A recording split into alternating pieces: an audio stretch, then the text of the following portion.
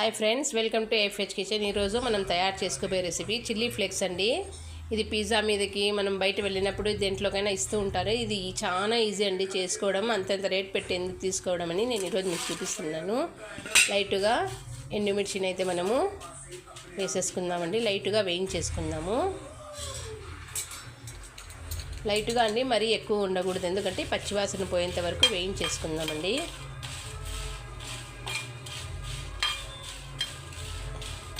చిన్న బాటలే చాలా రేట్ అండి. ఇది కొంచెం కచ్చా పచ్చగా మిక్సీ పట్టుకుంటే సరిపోతుందండి. మరీ నైస్గా అయితే కారపొడి అయిపోతుంది.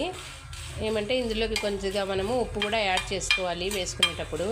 చూడండి, సరిపోతుందండి. ఆఫ్ చేసేద్దాం స్టవ్ అండి. ఇవి లైట్గా వేయించుకున్నాము. ఇప్పుడు మిక్సీ జార్లోకి తీసేసుకుందామండి.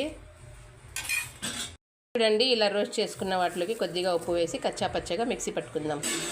చూడండి, ఇలా కచ్చా పచ్చగా పట్టేసుకుంటే చిల్లీ ఫ్లేక్స్ రెడీ అండి. ఇది పిజ్జా మీదకి కానీ మనము ఏదైనా చాట్స్ మీదకి కానీ చెల్లుకొని తినచ్చండి. చాలా టేస్టీగా ఉంటుందండి. తినండి, ఆరోగ్యంగా ఉండండి. నా ఛానల్ని లైక్ చేయండి, షేర్ చేయండి. సబ్స్క్రైబ్ ఎవరైతే చేసుకోలేదో వారు సబ్స్క్రైబ్ కూడా చేసుకోండి.